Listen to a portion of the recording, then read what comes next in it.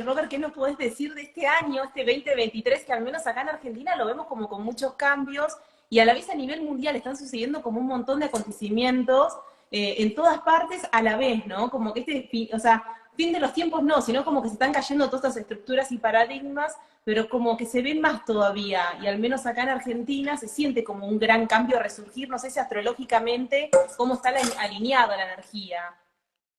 Astrológicamente lo que tenemos es el final del ciclo que vimos ya en 2020, 21 y 22, que tiene que ver con Plutón en Acuario, Plutón en Capricornio, que ya está acabando. Entonces, todo lo que hemos estado viendo en relación a un sistema cada día más explícito, más extravagante, más extremo y exagerado en sus ansias de control y manipulación, ahora se ve en su versión más grotesca. Ya hemos visto cómo anticipadamente empiezan a inculcar las nuevas narrativas de Plutón en Acuario, de inteligencia artificial, de humanos bioandroides, de ideología de género cada vez a un nivel más extraño y más superlativo. Pero lo que estamos viendo en este final de año es cómo se desgrana y se despedaza el viejo mundo, cómo cada vez hay más distancia entre el viejo mundo y el nuevo mundo, cómo cada vez las personas que han ido despertando están más desencantadas con lo anterior. Y ahora mismo, explícitamente en este mes de septiembre, lo que estamos viendo son muchos temas del pasado que van volviendo, cosa que sucede frecuentemente cuando hay tanta retrogradación. No es un mes para que sucedan cosas demasiado extraordinarias, de esas que se recuerdan hasta el fin de los días, pero sí para que se recuerden muchas, se reanalicen otras y vayamos cogiendo munición para los embates importantes que llegan a final de octubre con los eclipses y en noviembre y diciembre. O sea, lo fuerte, fuerte, llega más o menos dentro de un mes. Ahora simplemente estamos en los preparativos. Evidentemente, para que sucedan cosas de alto impacto, primero se tienen que ir gestando, creando y generando poco a poco. Y eso es lo que estamos viendo ahora. Sobre todo, cómo se crea una desconfianza cada vez más grande en la política. Todavía hay gente que se reengancha porque se enamora de algún candidato, de algún partido, pero en definitiva son los últimos coletazos para que la gente, la mayoría, empiecen a cambiar ya definitivamente de paradigma. Y el paradigma que incluye lo económico, lo espiritual, lo científico, lo religioso, todos los paradigmas se cambian porque tiene que cambiar definitivamente la cosmovisión imperante. No es un proceso que se haga un día para otro, pero ya estamos justo en medio de esa transición. Sí, y también con respecto a ahí hicieron una pregunta, pero con esto que se dice que hay una nueva variante, como que vuelve de nuevo lo mismo, pero ya la gente cambió, ¿no? Ya hay más conciencia con esto.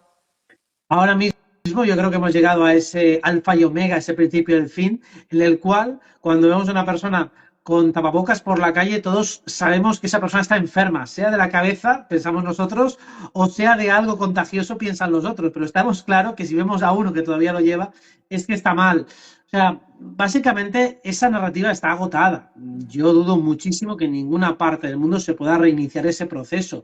Está directamente acabada, la gente ya está desencantada y cuando la gente común ya ha pasado página, es muy raro que puedas volver otra vez a introducirlos lo mismo. Sobre todo porque ya está completamente caducado el tema. La gente ya está en otras historias, ya no puedes volver a meter otra vez lo mismo.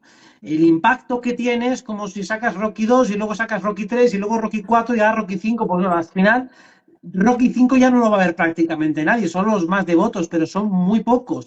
O sea, siguiendo un poco la psicología de masas, si la gente tiene tan mala memoria y tiene tanta capacidad para aburrirse de unas cosas y otras, lo lógico es que esto no funcione, porque ellos como espectadores de esta Matrix necesitan narrativas nuevas. Entonces, esta ya está agotada. Yo veo eso que es absolutamente imposible de que pueda funcionar, por lo menos a corto plazo. Y me extrañaría que en 20 años, pues, tengan la infraestructura suficiente como para poder hacer algo así de nuevo. Realmente, o sea, si llegara a aparecer algo parecido a lo que pasó en su momento o alguna variante de lo que fuera, yo creo que ahora se va a poner en práctica esto que también a veces generás vos con el tema de que somos la resistencia, que si el mismo pueblo no sale, obviamente, a decir esto, a estar o sea, a decir la verdad y unirse, va a seguir siempre lo mismo. Quizás también eso es una prueba para nosotros mismos saber qué hacemos.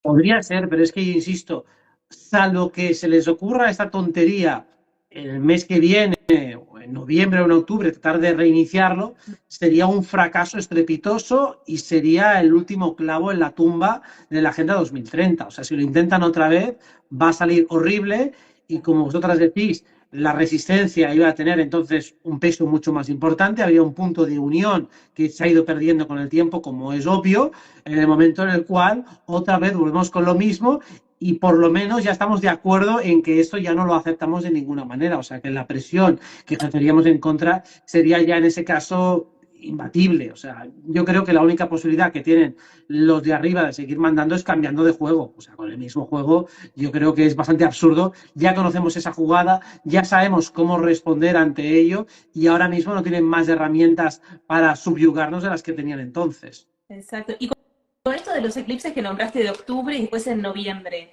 ¿ahí ves como cambios a nivel mundial? Siempre los hay con los eclipses, son las épocas que son más suculentas a nivel energético. Recordemos que en el último que tuvimos, finales de abril, principios de mayo, tuvimos varios, ¿no? Y justo coincidiendo con el segundo fue la coronación del rey de Inglaterra y también fue el final oficial de la Plandi, es decir, cuando la Organización Mundial de esta gente dijo que ya se había acabado por fin, o sea, ellos le dieron justo el punto y final, creo que fue directamente el día del eclipse. O sea que podemos esperar también eventos, anuncios y cosas más o menos relevantes alrededor del eclipse que será, creo, si no recuerdo mal, entre el 18 de octubre aproximadamente. Esa será una fecha importante de eventos y también seguramente, dado que vuelve otra vez a estar el Sol con el nodo sur, pues también la caída de alguien importante y seguramente también, para más salseo de salsa rosa, tendremos alguna ruptura sonada, es decir, alguna relación importante del salseo y de la gente famosa que se rompe. También como podría ser el final de alguna larga alianza, dado que el nodo sur está en Libra con el Sol, pues seguramente veremos una ruptura sonada de gente muy famosa, de gente muy importante, así como también la gran ruptura de alguna gran alianza. O sea que podemos encontrar conflictos diplomáticos a gran escala, a media escala y a pequeña escala. Claro, justo acá en Buenos Aires, en Argentina, en octubre tenemos las elecciones acá de presidente y más allá de quién obviamente salga, que quizás no sabemos obviamente si que nadie que viene a hacer ese cambio, sino siento como que todo el pueblo tenemos que salir de ese cambio que va más allá de lo político, ¿no? Como que realmente se caigan desde cero cada estructura, como que sentimos que viene ese gran cambio.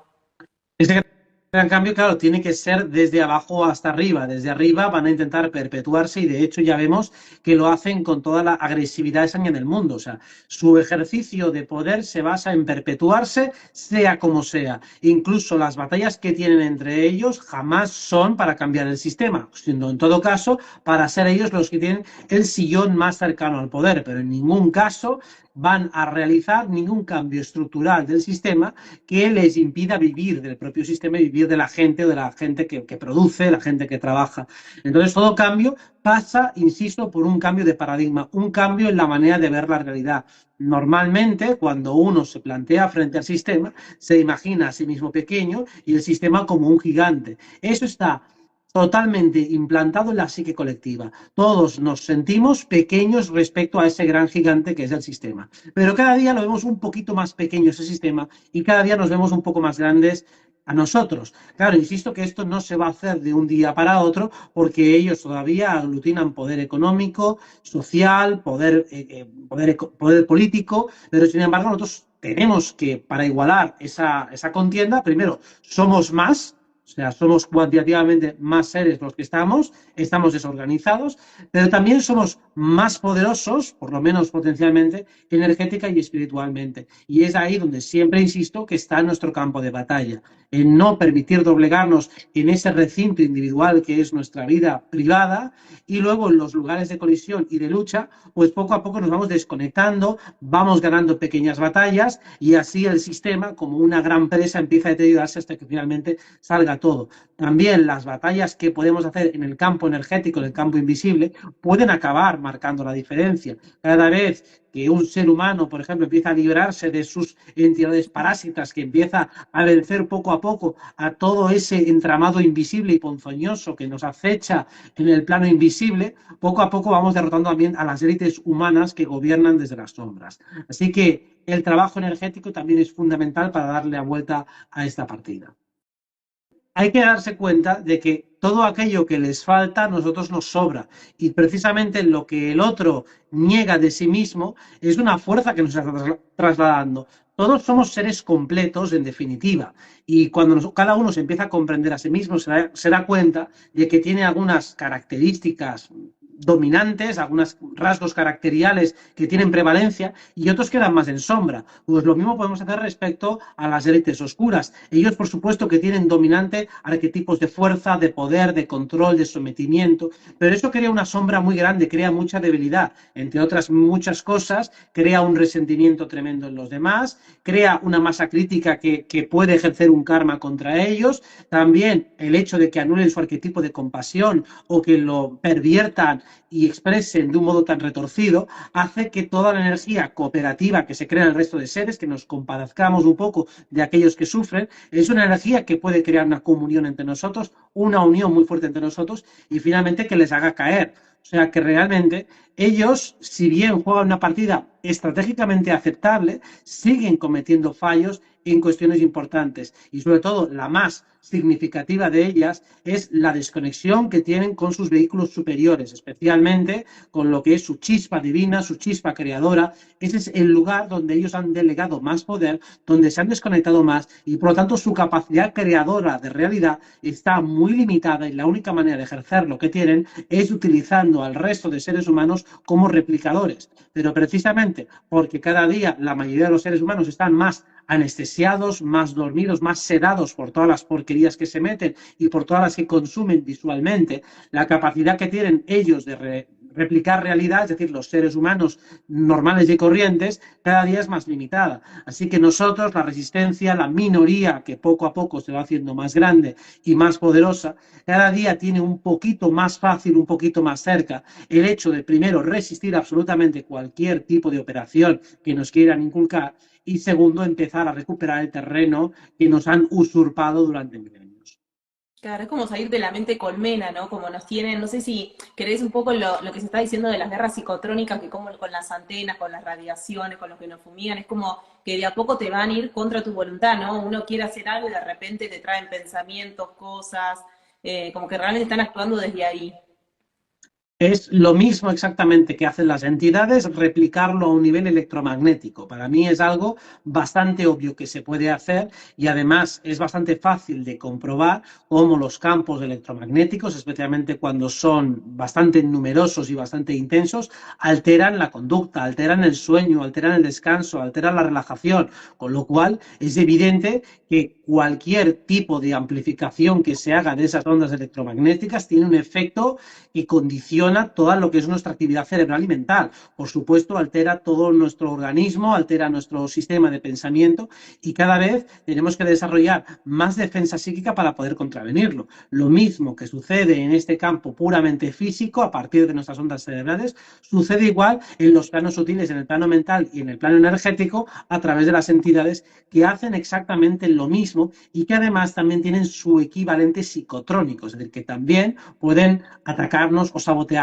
desde otros planos con herramientas muy similares. En exploraciones astrales muchas veces nos encontramos algo parecido a radiaciones y que son bastante molestas, bastante incómodas a nivel mental y que es necesario pues también hacerte tus propios escudos y demás para poder protegerte, para poder repelerlo, para en definitiva poder aislarte de toda esa porquería que nos van echando. Así que también cuanto más potentes son sus ataques, más fuertes nos hacemos nosotros para resistirnos, a que en el fondo es una suerte de darwinismo social forzado que nos ayuda a superarnos día a día.